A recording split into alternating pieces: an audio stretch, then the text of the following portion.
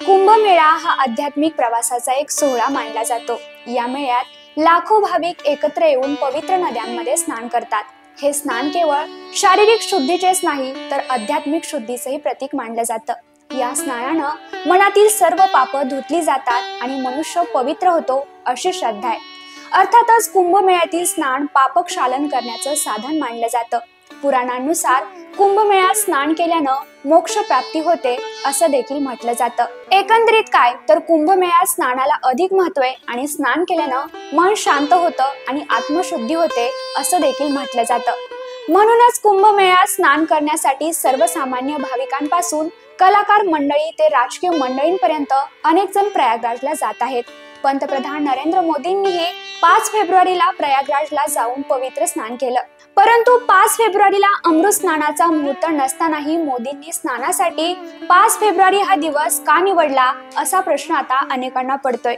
मग 5 फेब्रुवारीला नेमकं काय होतं ज्यामुळे मोदींनी या दिवशी पवित्र स्नान केलं आणि मोदींचा कुंभमेळा दौरा कसा झाला याविषयीची माहिती आपण आजच्या या व्हिडिओमध्ये घेऊयात।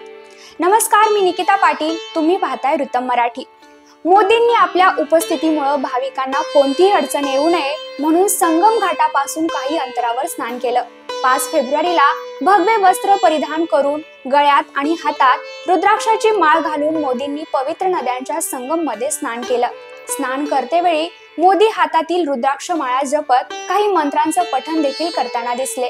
त्यानंतर मोदींनी षोडशोपचार पद्धतीनं गंगा नदीची पूजा देखील केली। तसेच गंगेला फुलं आणि साडी अर्पण करून नैवेद्यही अर्पण केला। जवळपास 2-2.5 तास मोदी प्रयागराज मध्ये होते। भाविकांची गैरसोय होऊ नये म्हणून मोदी लगेच दिल्लीला रवाना देखील झाले। यानंतर मोदींनी सोशल मीडियावर पोस्ट करत त्यांचा कुंभमेळ्यातील अनुभव सांगितला। मोदींनी लिहिलं आहे की महाकुंभातील पवित्र संगमात स्नान केल्यानंतर पूजा करण्याचे परम भाग्य मला लाभले। गंगा मातेचा आशीर्वाद मिळाल्यानं मनाला अपार शांती आणि समाधान मिळालं आहे।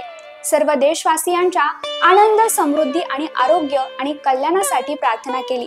आता मोदींच्या कुंभमेळ्यातील स्नान करतेवेळी आणि पूजा करतेवेळेसचे अनेक फोटो आणि व्हिडिओ सोशल मीडियावर व्हायरल होत आहेत।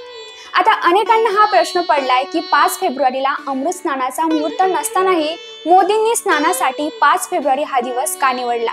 तर 5 फेब्रुवारीला माघ अष्टमी होती। हिंदू धर्मानुसार माघ अष्टमी हा दिवस भक्ती, दानधर्म, तपश्चर्या यांसाठी शुभ दिवस मानला जातो। या दिवशी साधना करणं, तप करणं अत्यंत फलदायी मानलं जातं। या दिवशी जे लोक तप, स्नान आणि ध्यान करतात त्यांच्या सर्व इच्छा पूर्ण होतात अशी देखील श्रद्धा आहे। एकंदरीत माघ अष्टमी हा दिवस आध्यात्मिक विकासासाठी चांगला दिवस मानला जातो। त्यामुळेच कुंभमेळ्यात पवित्र स्नानाचा कोणताही मुहूर्त नसताना मोदींनी माघ अष्टमीचा दिवस निवडला असं म्हटलं जाते। तुम्हाला मोदींचा कुंभमेळा दौरा कसा वाटला हे आम्हाला कमेंट करून नक्की सांगा आणि अशाच नवनवीन माहितीसाठी वृत्तम मराठीला आता सबस्क्राईब करा।